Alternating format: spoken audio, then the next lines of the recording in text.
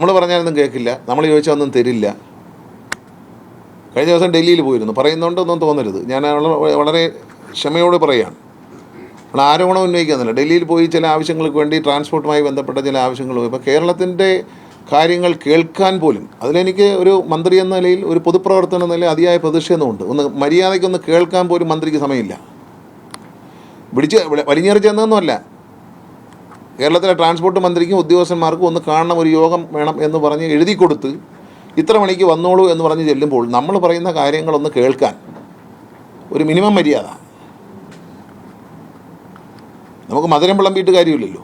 ഞങ്ങൾ പറയുന്നതൊന്ന് കേൾക്കണ്ടേ? എന്താണ് ഞങ്ങൾക്ക് പറയാനുള്ളത്? ഞങ്ങളൊരു നിവേദനം കൊടുക്കുന്നു. ആ നിവേദനം എന്താണെന്ന് ഞാൻ ഇതിനു മുമ്പ് മന്ത്രിമാരെ കാണാൻ വേണ്ടി ഡൽഹിയിൽ പോയിട്ടുണ്ട്. വാജ്പേയി സർക്കാരിൻ്റെ കാലത്ത് പോയിട്ടുണ്ട്, മൻമോഹൻ സിംഗ് സർക്കാരിൻ്റെ കാലത്ത് പോയിട്ടുണ്ട്, മന്ത്രിമാരുമായി ചർച്ച ചെയ്തിട്ടുണ്ട്. വളരെ നിഷേധാത്മകമായ ഒരു രീതി ആദ്യമായിട്ടാണ് കാണുന്നത്. പറയുന്നുണ്ടെന്ന് തോന്നരുത്. ഞാൻ ട്രാൻസ്പോർട്ട് മന്ത്രിയായിരിക്കെ അന്ന് കേന്ദ്രം ഭരിച്ചിരുന്നത് വാജ്പേയി സർക്കാരായിരുന്നു. അന്നത്തെ ഗതാഗത വകുപ്പ് മന്ത്രി ഖണ്ഡൂരിയായിരുന്നു. അദ്ദേഹത്തെ കാണാൻ പോകുമ്പോൾ അദ്ദേഹം വളരെ നല്ല രീതിയിലാണ് അദ്ദേഹം പെരുമാറുന്നത്. ഞാൻ തുറമുഖ ഷിപ്പിംഗ് മിനിസ്റ്ററെ കാണാൻ പോയിട്ടുണ്ട്. അദ്ദേഹം വളരെ നല്ല നിലയിൽ ചർച്ച ചെയ്തിട്ട് കാര്യങ്ങൾ ചെയ്തു തന്നിട്ടുണ്ട്. ഒരു സംസ്ഥാന കേന്ദ്ര ബന്ധത്തിൻ്റെ ഭാഗമാണ്.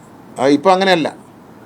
മുഖ്യമന്ത്രി പറയുമ്പോൾ രാഷ്ട്രീയമാണെന്ന് ആരും പറയണ്ട. ഇത് രാഷ്ട്രീയമല്ല. ഞാൻ രാഷ്ട്രീയം മാറ്റി നിർത്തിക്കൊണ്ട് ഞാൻ പറയുന്നു, ഒരു പൊതുപ്രവർത്തകൻ എന്ന നിലയിൽ, ഒരു മന്ത്രി എന്ന നിലയിൽ വളരെ നിഷേധാത്മകമായൊരു സമീപനമാണ് കേന്ദ്രമന്ത്രിമാരിൽ നിന്നുണ്ടാകുന്നത്. കാര്യം കേൾക്കൂ, കേട്ടിട്ട് നിഷേധിക്കൂ. കേൾക്കുന്നതിന് മുമ്പ് നിഷേധിക്കുന്ന കേട്ടിട്ടുണ്ടെങ്കിലും നിഷേധിക്കാൻ വേണ്ടി നേരത്തെ എഴുതി കൊടുക്കാൻ പറയും.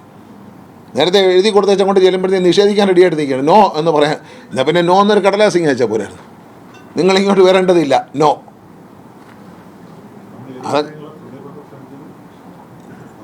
ഞങ്ങൾ ഒരുപാട് കാര്യങ്ങൾ കേരളവുമായി ബന്ധപ്പെട്ട ഉപരിയിലെ ഗതാഗതവുമായി motor vehicle department, road safety, ഈ സംഭവിക്കുന്ന എൻഫോഴ്സ്മെൻറ്റുമായി ബന്ധപ്പെട്ട് സംഭവിക്കുന്ന അപകടങ്ങൾ, മരണങ്ങൾ, ലൈസൻസിങ്, ഇതിനെക്കുറിച്ചെല്ലാം ഞങ്ങൾ 6 നിവേദനങ്ങൾ കൊടുത്തു. KSRTC സംബന്ധിച്ചും കൊടുത്തു.